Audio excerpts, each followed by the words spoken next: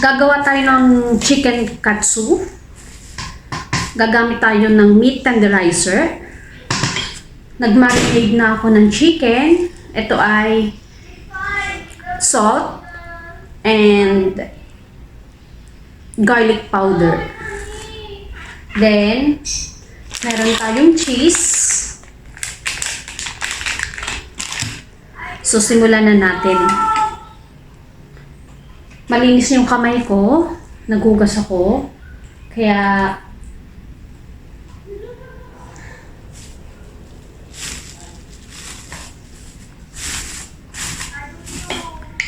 gumagamit ako ng plastic para yung lasa ng manok hindi sumama dito.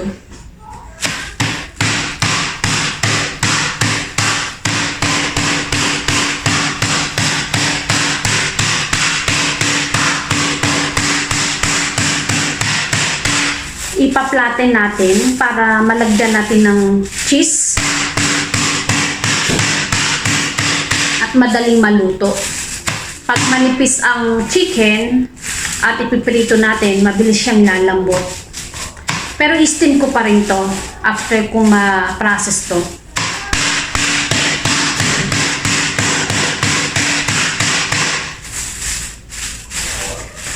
Then, fold it natin sa likod naman.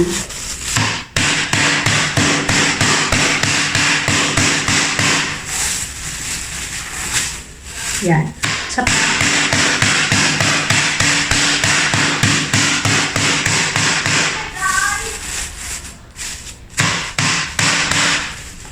Baliktad ulit natin. Kasi lalapad siya. Ito na siya ngayon, oh, malapad na. Pero hindi nasisira yung kanyang meat kasi medyo malapad yung pagpapakat ko. Yan.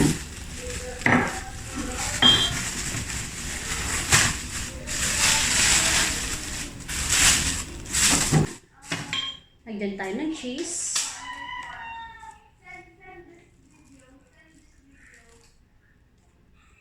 Then, fold it.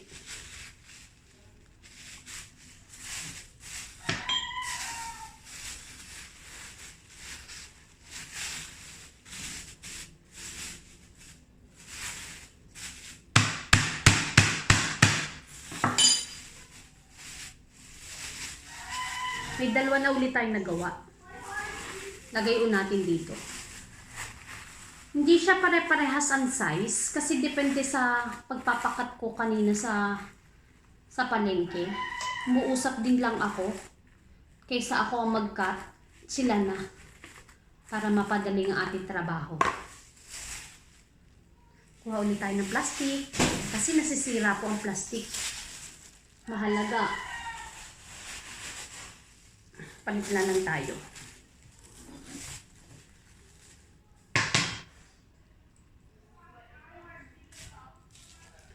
Medyo makakapal yung pinagawa ko para mapa-loosen pa natin ng ayos.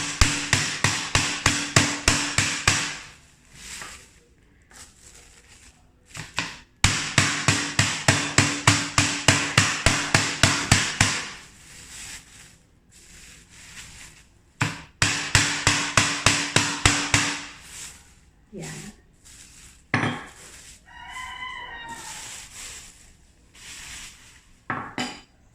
Ito ang kinakalabasan. Lumiliit talaga at numinipis. Kaya mas mapapabilis ang pagluto nito. Lalo na kung i-steam pa natin. Para mabilis ang fried at hindi magtagal sa pagluluto. Fold it.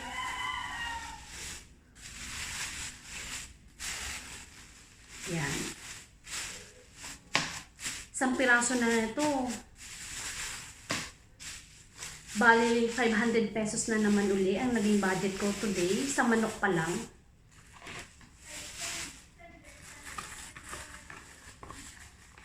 Lagay uli natin. Chicken katsu. Lalagyan na lang natin ng breadings after.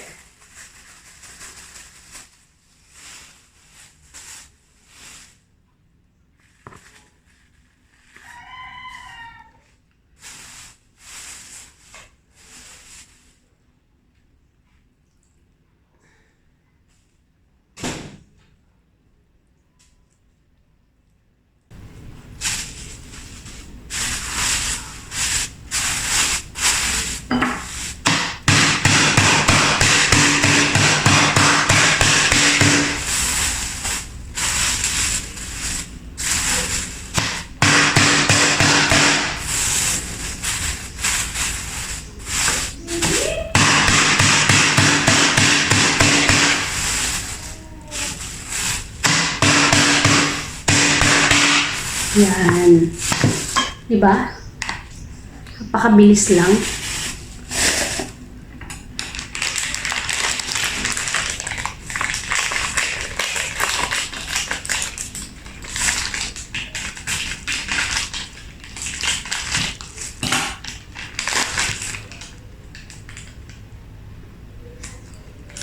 Bale, itong cheese, kaya ito yung malimit kong ginagamit. Doon sa pinagbibilhan ko, walang Eden cheese. Tinatamad na akong pumunta sa grocery store. Kung cheese din lang ang aking dadayuhin, aking pupuntahan, I mean.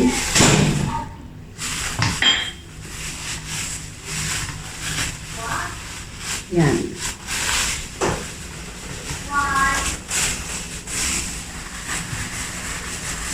Ay, 4 na tayong nagawa.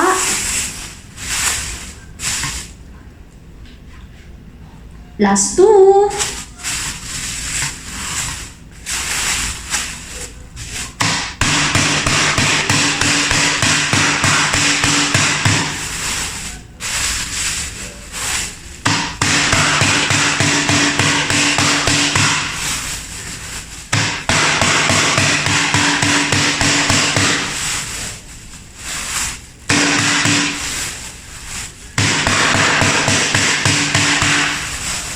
Yan. Pakabilis lang. Saglit na saglit lang. Mas mahirap pa nga to. Mas mahirap pala yung paggawa ng cordon bleu kaysa dito. Dito pokpok, mamaya palit.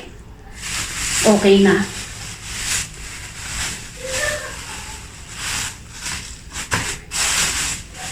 Yun.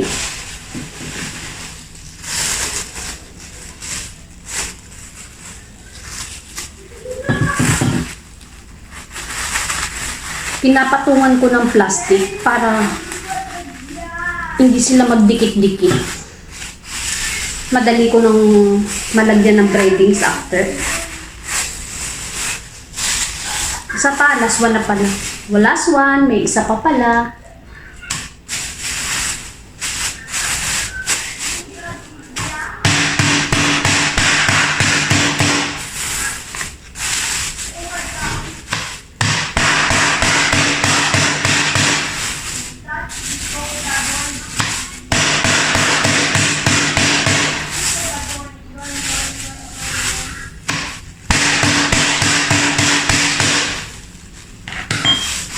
Yan. Ito ang resulta na pag tina-flat, lumalapad talaga siya at lumilipis.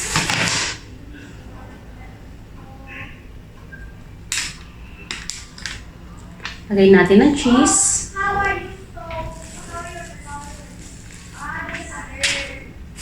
Then fold it, then fold it again. Taran! Tapos na ang ating part 1 ng pag-chicken katsu. Breadings na lang after. Breadings naman tayo today. Ang ating ingredients, 2 eggs, flour, mix na siya ng garlic powder, flour, and salt. Then, ang ating breadings. Gumamit na rin ako ng cling wrap para mas madali. Marinated na rin itong chicken ko for about 1 hour. Kaya, let's go.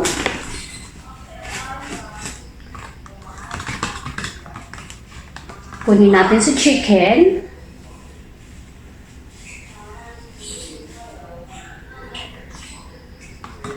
Dip lang natin sa egg.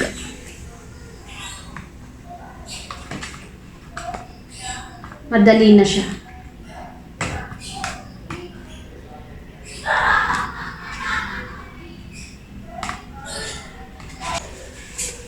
So, gagamit na ako nito. At sumablay sa first time ng gamit ay fork. Kala natin kaya na ang hindi gumamit ng kamay sa paglalagay ng mga breadings, pero mali pala ako. So, simulan natin sa may itlog. Lagyan lang natin. Malambot na kasi yung manok. Dahil masyado kong napipit. Then, lagay sa flour.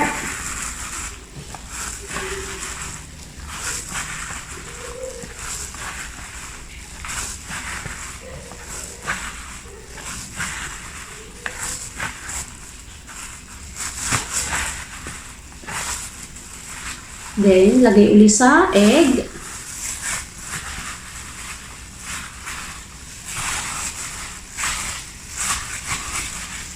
Then, lipat natin sa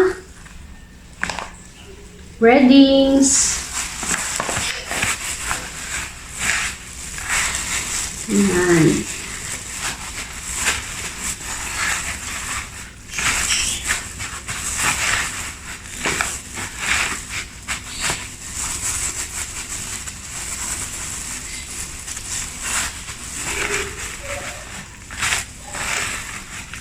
Then, lipat natin sa cling wrap.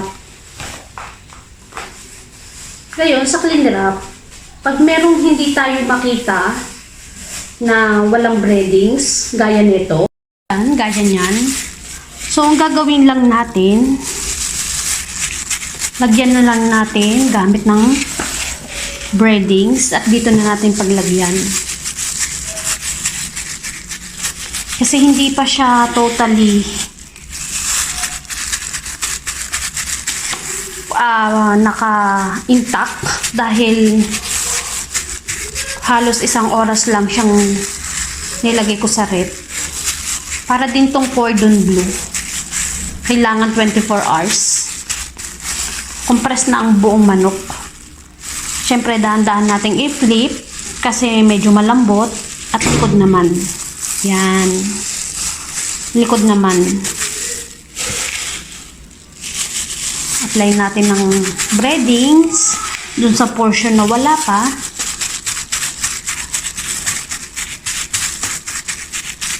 Yan. 'Di ba?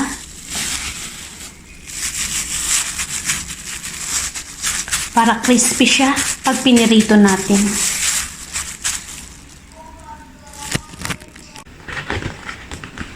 Coveran na natin.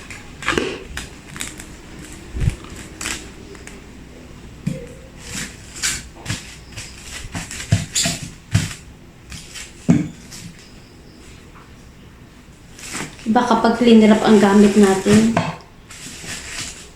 mabilis.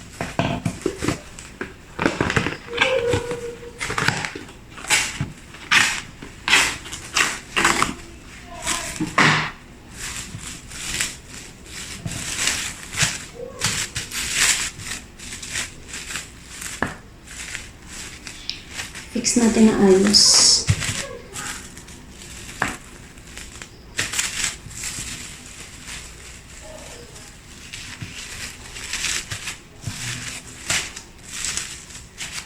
Yan. Meron na tayo 3.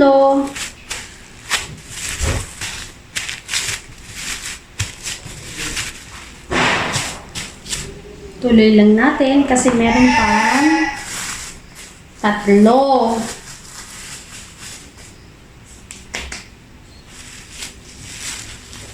Lagay ko na lang sa ref yung 3 at ipa-overnight ko muna bago ko siya gawin. Kasi mukhang nahihirapan ako sa paglalagay dahil nalalaglag yung cheese. But anyway, ang first time na paggawa nito ay hindi agad perfect, pero ang mahalaga, nasubok. Happy? At nagawa ko kahit papaano ang gusto kong gawin na pambaon sa akin. Salamat sa